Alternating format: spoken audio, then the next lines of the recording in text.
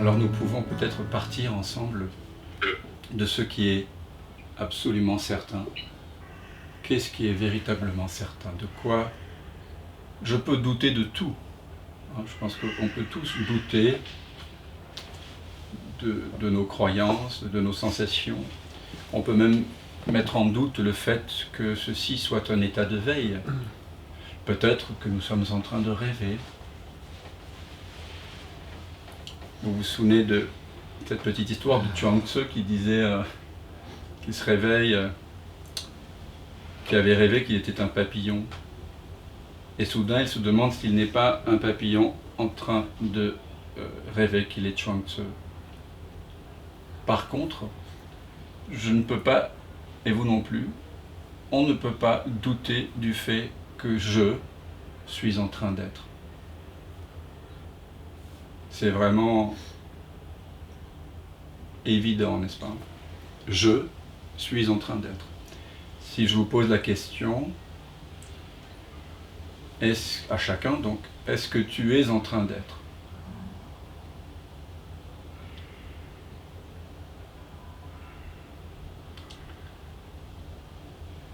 Entre le moment où je pose la question et le moment où arrive une sorte de oui, d'évidence, oui, bien sûr.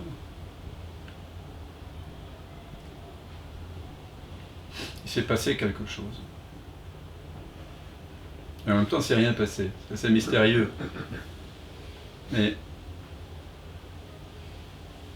manifestement, le fait que vous disiez tous oui, ou alors signalez-le si quelqu'un n'est pas sûr d'être, peut-être nous pourrons vérifier, éclaircir cette confusion ensemble.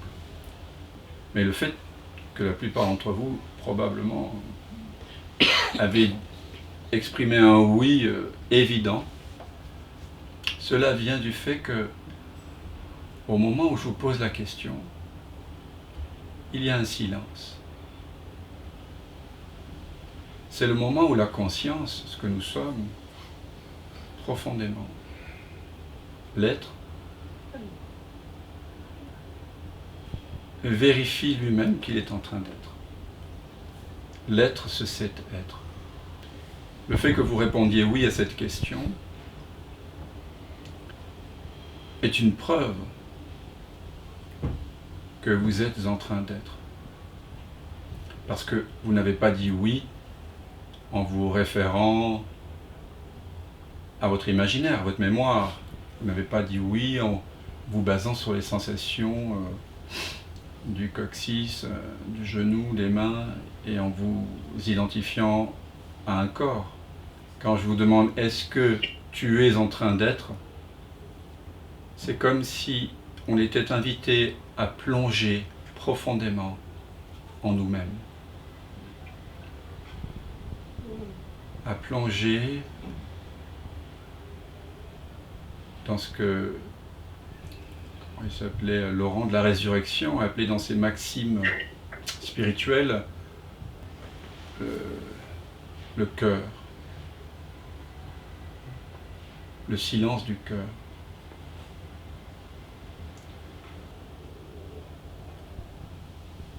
Si je vous demande qui es-tu, là peut-être que chacun aura un peu de mal à répondre. Il fera appel à la mémoire, à la psychologie, à la philosophie, au savoir, à la mémoire, aux sensations. Mais si je pose la question « est-ce que tu es en train d'être ?», là c'est clair, c'est évident, c'est oui. Est-ce que, et je te pose la question à toi, toi la conscience, c'est la conscience ici qui parle à la conscience. Est-ce que tu es en train d'être? Est-ce que je, avec une majuscule, suis en train d'être? Est-ce que je suis conscient? Oui, je suis conscient des phénomènes, des odeurs, des sons, des goûts, des couleurs, des pensées, des sensations. Mais est-ce que je, qui est conscient de tout ça, est conscient d'être conscient?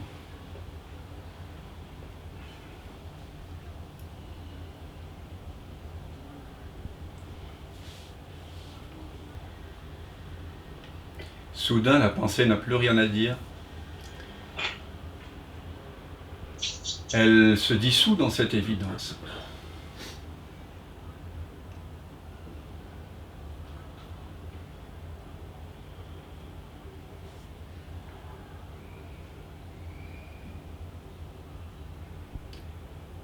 N'est-ce pas là notre première certitude? Ce dont nous sommes absolument sûrs, c'est que je suis. Je suis en train d'être.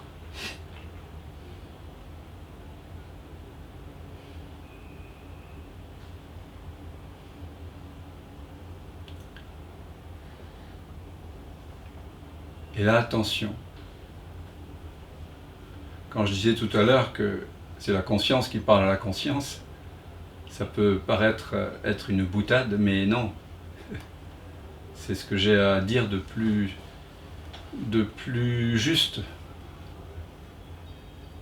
et qui fait le moins de concessions à la dualité, au langage habituel. Car en réalité, c'est la conscience, c'est l'être qui prend conscience de lui-même. Et ça, c'est la clé de cette reconnaissance de qui nous sommes, de ce qu'on appelle parfois l'éveil ou l'illumination, le satori. C'est l'être qui se reconnaît lui-même.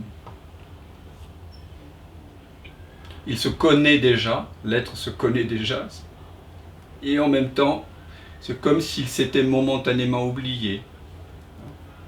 Comme lorsque l'on s'endort le soir, et puis à un moment donné, il y a un rêve. Et peut-être que dans le rêve, vous rêvez que vous êtes un avatar. Soit vous avez le même nom, et les personnages ressemblent à ceux de votre vie de l'état de veille, ou alors vous êtes complètement quelqu'un d'autre dans un rêve. Tout est possible. Donc, celui qui est allongé dans le lit a dû s'endormir pour laisser le monde du rêve, des possibilités s'actualiser dans un rêve. Et si dans ce rêve, vous êtes par exemple, je ne sais pas moi, une femme ou un homme d'affaires, en prise avec un stress énorme et tout ça, vous jouez à la bourse par exemple, et sait-on jamais, ce personnage se pose la question, qui suis-je au sein du rêve? Et que soudain, ça s'éveille. Vous prenez conscience que ceci est un rêve. Qui prend conscience du fait que c'est un rêve? Ce n'est pas l'avatar du rêve qui prend conscience, n'est-ce pas?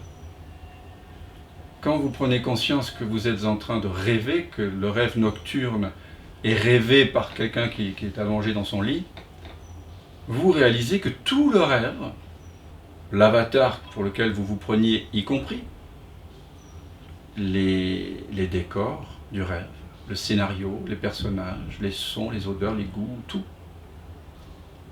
est produit par un seul cerveau, par une seule conscience, tant qu'on croit que cette conscience est séparée, on va dire, pour l'instant, dans cette analogie, par la conscience ou le cerveau de la personne qui est allongée dans le lit. Mais tout le rêve est fait de la même substance. Mais ce n'est pas le personnage du rêve qui s'éveille. Lui, il ne va pas tarder à disparaître. Mais quand vous devenez lucide dans un rêve nocturne, le rêve ne se termine pas forcément. Il continue. Après l'éveil, le réveil, l'éveil à la lucidité de qui je suis vraiment, le rêve se poursuit. Donc l'illusion, on pourrait dire, se poursuit, mais maintenant, je sais de quoi est fait l'illusion. Huang Po disait, les gens négligent ce dont l'illusion est faite. Bien sûr, le rêve est une illusion, mais elle est faite de la réalité du rêveur. Et donc, quand vous vous éveillez à cette réalité, à la fois vous êtes totalement détaché du rêve, il peut vous arriver n'importe quoi. Je me souviens quand je faisais énormément de rêves lucides enfant, si le rêve ne me plaisait pas, je me jetais en haut d'une hauteur, une certaine hauteur, et je me réveille dans mon lit. Voilà, mais il pouvait m'arriver n'importe quoi, j'avais aucune peur d'être découpé en morceaux ou quoi que ce soit, il n'y a plus de peur. Puisque vous savez que c'est un rêve, donc vous êtes détaché. Et en même temps, tout le rêve, c'est vous. Vous êtes en intimité, vous n'êtes pas que l'avatar dans le rêve, vous êtes l'apparente matière du rêve, vous voyez. Il n'y a pas de séparation, aucune séparation. Vos amis, vos ennemis dans le rêve sont tous faits de la même substance et vous savez que vous êtes cette substance-là, quoi que vous l'appeliez. Donc si l'on transpose cette analogie du rêve nocturne à notre état de veille présent, là, vous comprenez bien que quand on pose la question « Est-ce que tu es en train d'être ?» quelque chose s'éveille en nous. Mais ce n'est pas l'humain qui s'éveille. L'humain ne peut pas s'éveiller, pourquoi? Parce qu'il n'est pas conscient. Ibn Arabi, il dit « Dieu dort dans le rocher, il rêve dans la plante, il bouge dans l'animal, il s'éveille dans l'homme. » Il n'a pas dit que l'homme s'éveillait.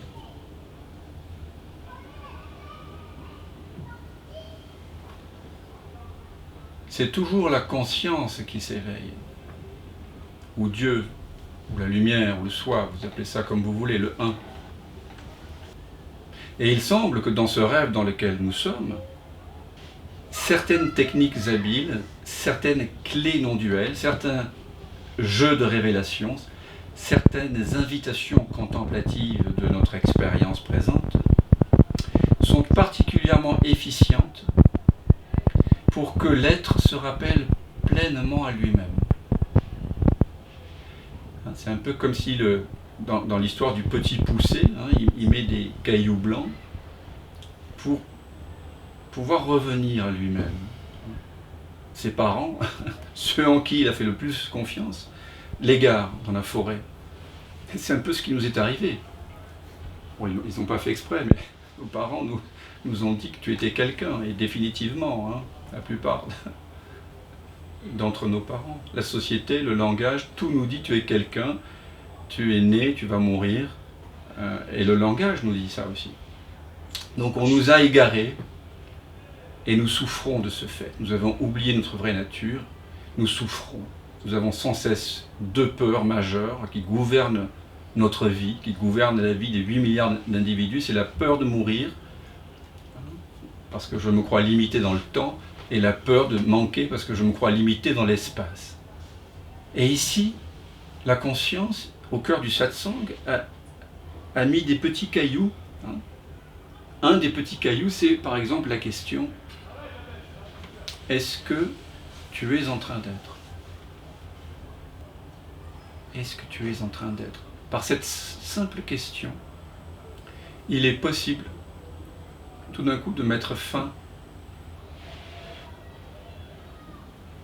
à l'identification avec l'avatar dans le rêve, cet individu pour lequel je me suis pris longtemps. Il y a un éveil qui se fait en nous. Mais ce n'est pas Anouchka, Dan, Mélissa, Carole, Jean-Pierre qui s'éveillent.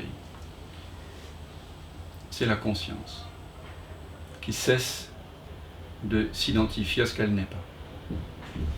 Finalement, on pourrait dire, si on est dans une terminologie religieuse, qui n'est pas la mienne, mais Dieu, voulons dire essentiellement jour et lumière, on peut dire que c'est Dieu qui s'éveille en nous. C'est ça ce que nous partageons ici, au cœur du satsang, c'est que nous permettons à la lumière de la conscience, à Dieu de s'éveiller en nous. Nous cessons de faire obstacle à son actualisation, on pourrait dire.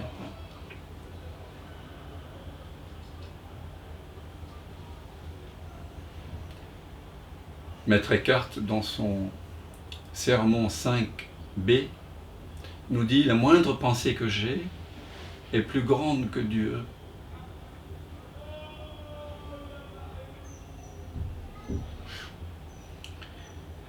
Je trouve ça magnifique. La première fois que j'ai lu ça, j'étais assez stupéfait. Mais il dit c'est parce que la moindre pensée empêche Dieu d'entrer en plénitude en nous. Et ici, la purification, la discrimination entre ce que nous ne sommes pas et ce que nous sommes, entre l'irréel et le réel, ne se fait pas par des ablutions, par des mantras, par des pratiques qui ciblent une sorte de purification progressive. Ça se fait par une connaissance, par une reconnaissance que ce que je suis essentiellement,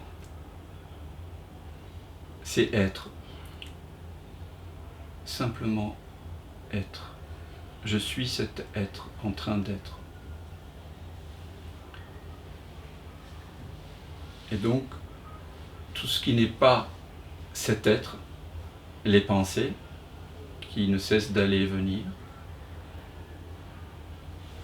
et les sensations qui émergent, qui disparaissent, les sentiments, les émotions, qui durent peut-être en apparence plus longtemps, mais elles aussi sont transitoires, les perceptions qui nous parviennent par le truchement des 5 sens, toutes les informations nous provenant de l'ouïe, de l'odorat, du goût, de la perception visuelle et les pensées. Donc tout ça, ça va et vient.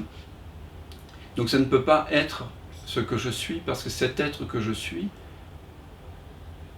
je sens que je le suis depuis toujours. Et toujours ne se situe pas dans le temps.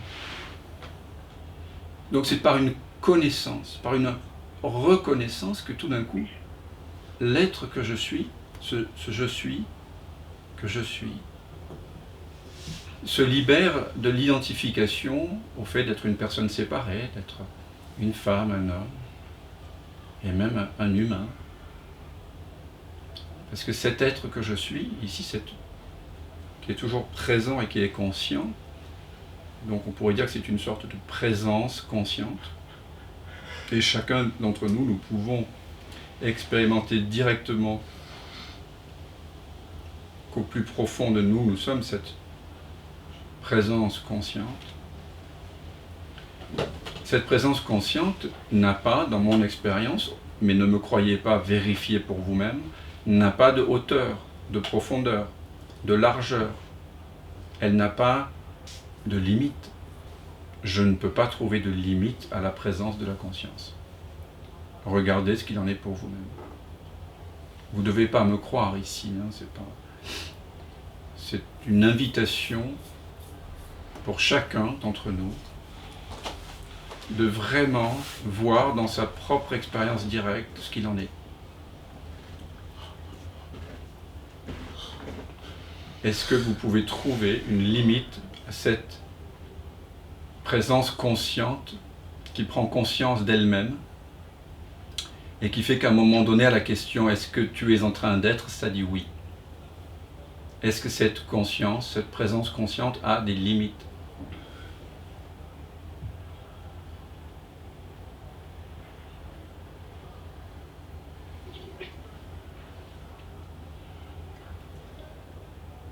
Il se peut qu'il y ait des pensées à propos de limites. Mais les pensées ne font qu'aller et venir au sein de cet espace. Ce n'est pas elles que nous devons interroger. C'est l'espace de présence consciente. C'est cette présence de la conscience qui elle-même doit vérifier. Si je veux savoir quelque chose par rapport à l'espace qui contient tous les objets dans la pièce dans laquelle je me trouve, je ne vais pas demander aux objets de me dire quelle est la nature de l'espace. Je vais laisser l'espace s'interroger lui-même. Ce à quoi je vous invite depuis tout à l'heure, vous le pressentez, c'est ce qu'on appelle le retournement de la conscience, le basculement de la conscience vers elle-même. Ou, quand on pratique la vision sans tête, le retournement de l'attention à 180 degrés vers la source de l'attention. Mais je préfère évoquer plutôt que retournement de la conscience, puisque la conscience est ce qu'elle est depuis toujours, et le retournement suggère peut-être un léger effort pour certains d'entre vous. Ici, à quoi je vous invite, c'est plutôt un relâchement de l'élastique de l'attention qui précédemment donc est fixé sur des pensées, un imaginaire, un futur, un passé, des sensations, des émotions, des odeurs, des goûts, des sons. L'attention, c'est deux mots latins qui signifient se tendre vers, donc c'est comme une tension. Chaque fois que vous pensez à quelque chose, il y a une tension vers. Ce à quoi je vous invite ici, c'est à relâcher l'élastique de l'attention. Parce que l'être que nous sommes n'a pas de caractéristiques objectives. Donc effectivement, on découvre un espace illimité. Ce qui signifie que nous ne nous situons pas dans l'espace. Ce qui signifie que ce que nous sommes réellement ne se situe pas dans le monde. Au contraire, c'est le monde et même le concept d'espace qui surgit dans cette présence consciente. Que je suis, que tu es, que chacun d'entre nous est. Quand on découvre qu'il n'y a pas de limite à la conscience, vous devez normalement en inférer que ce que vous êtes n'apparaît pas dans l'espace. Et donc, vous découvrez une absence de manque. Goûtez-le un peu ça. Notre être ne manque de rien.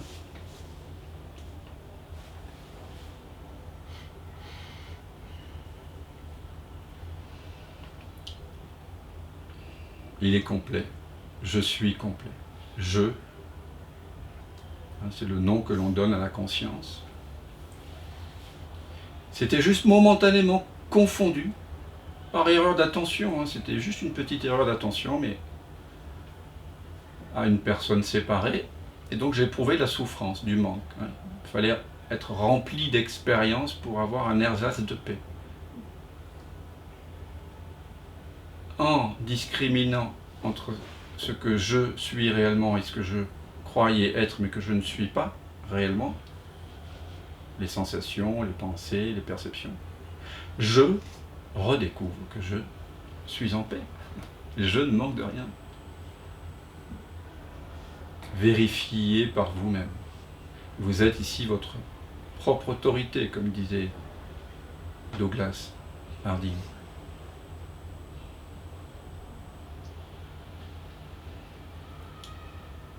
Je ne suis là que pour vous inspirer ou vous soutenir dans votre recherche, dans votre désir d'en finir avec le désir. Et c'est pas seulement une paix, c'est aussi une absence de manque. Donc, ce qu'on appelle absence de manque ici, c'est complétude. On appelle ça la joie. C'est pas la joie qui provient de l'acquisition d'un objet ou d'une bonne nouvelle. C'est cette pure et simple joie d'être. Qu'avons-nous fait? Rien.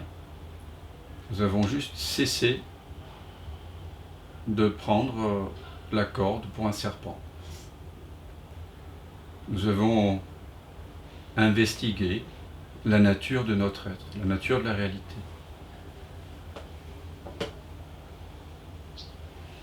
Donc nous avons découvert, vous me direz si c'est le cas pour chacun d'entre vous, que ce que je suis réellement dans l'expérience directe est sans limite, mais vous pouvez aussi découvrir que ce que je suis, ne naît pas et ne meurt pas. Est-ce que vous faites l'expérience, là, directement, de la naissance de l'être que vous êtes en train d'être? Quand je vous pose la question, quand vous vous posez à vous-même la question, est-ce que tu es en train d'être? Est-ce que je suis en train d'être? Tout d'un coup, il y a un changement de paradigme. La conscience qui s'était momentanément identifiée à une personne séparée, auteur des pensées et des actes, auteur d'un libre arbitre,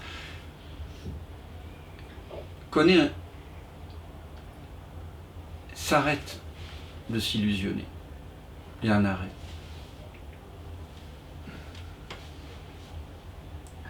Elle retourne dans sa propre source.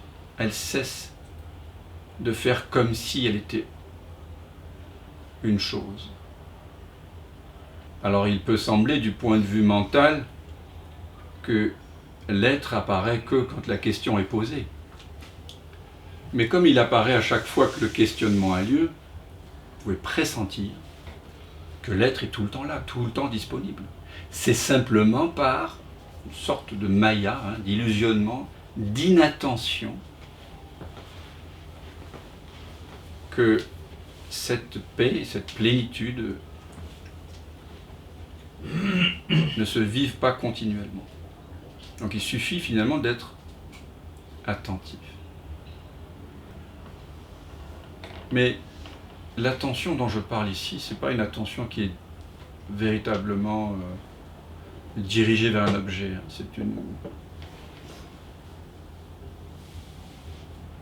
C'est une attention qui est sans intention. Vous voyez, on joue avec les mots parce que les mots sont impuissants à dire l'indicible. Mais vous comprenez bien que tout pas que vous pourriez faire pour aller vers vous-même ne serait qu'un éloignement. Nous sommes en train de pratiquer comme ça, par ces questions, ce qu'on appelle l'investigation du soi. Mais en réalité, on ne peut pas investiguer le soi. Je peux investiguer ce verre, ce contenant, parce qu'il a une forme objective.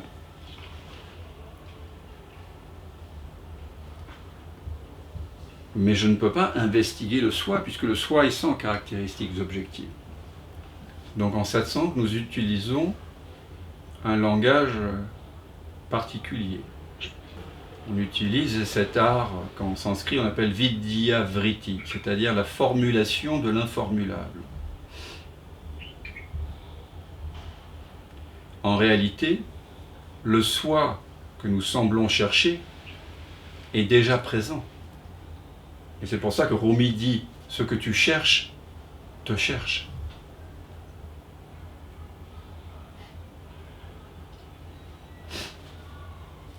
Ce que tu cherches est déjà en train de te chercher. J'en reviens à cette connaissance première, je suis, qui est la connaissance première de notre être, donc de chacun d'entre nous. Vous voyez bien qu'elle est toujours présente. Elle ne naît pas. Vous ne pouvez pas dire, ça y est, mon être est né. Vous pouvez le dire, mais ce n'est pas l'expérience que l'être fait de lui-même. Si quelqu'un devait être témoin de la naissance de l'être et de sa mort, ce serait l'être lui-même. Nous en venons aussi à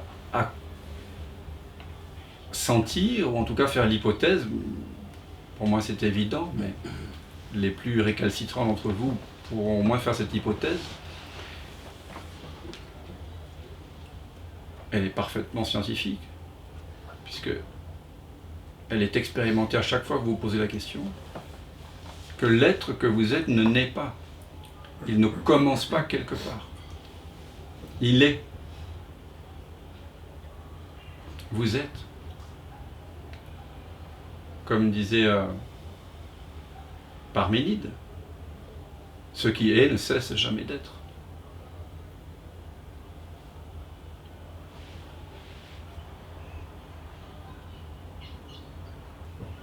Et quoi qu'on en dise, se prendre pour quelqu'un de mortel, c'est quand même angoissant, même si cette angoisse n'est pas au premier plan de votre vie tout le temps, elle est là, sous-jacente.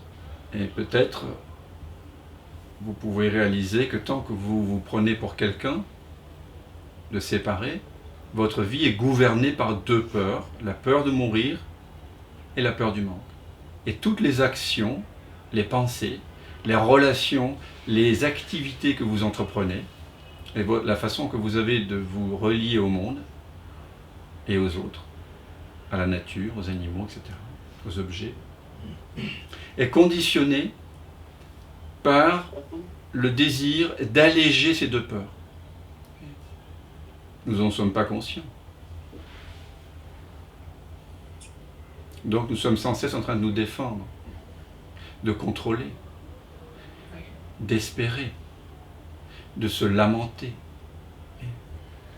Quand vous reconnaissez que votre vraie nature est illimitée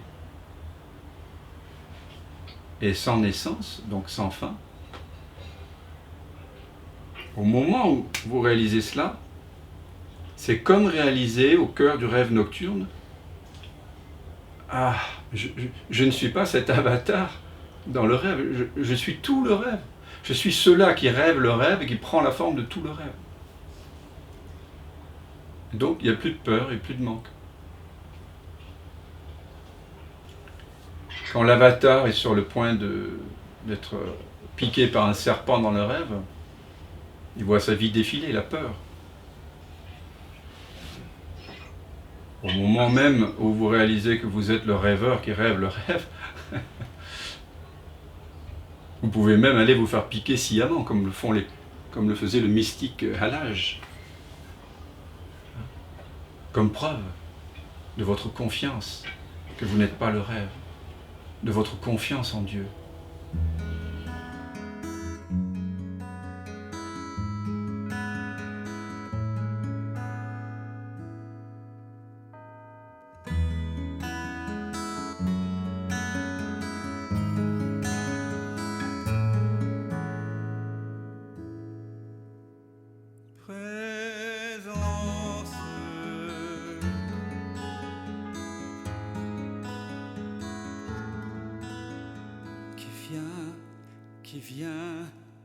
Qui vient de l'absence,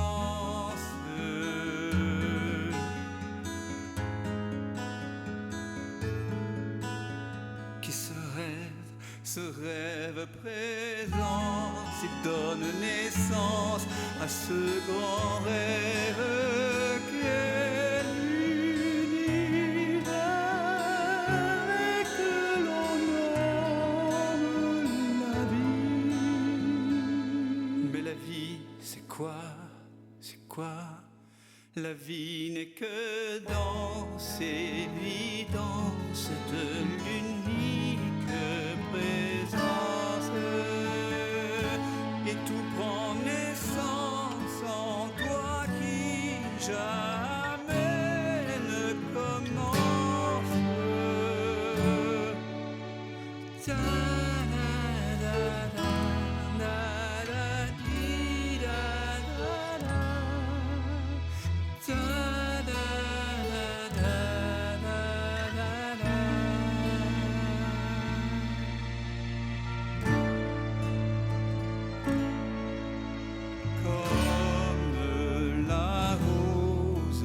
Même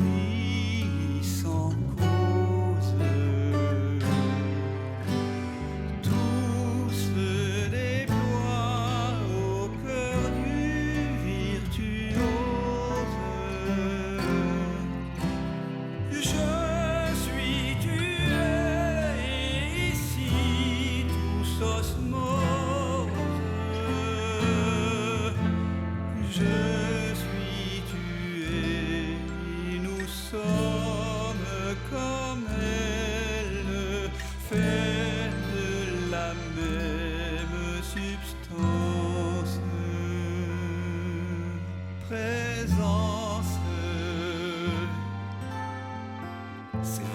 maintenant que ça commence. Je m'émerveille en ce silence, tout naît, tout meurt dans la présence.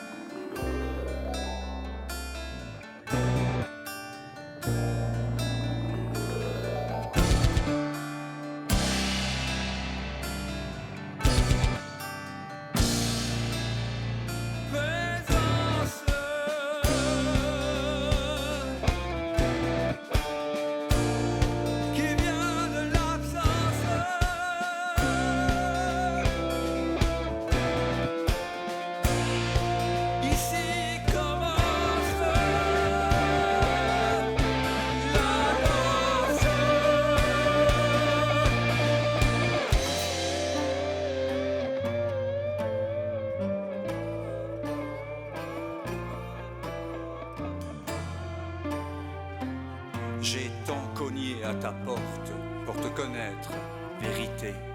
J'ai frôlé folie, j'ai cogné jusqu'au sang.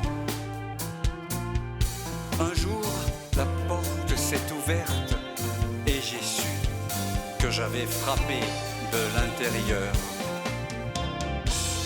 C'est le mystère infini de la joue en ta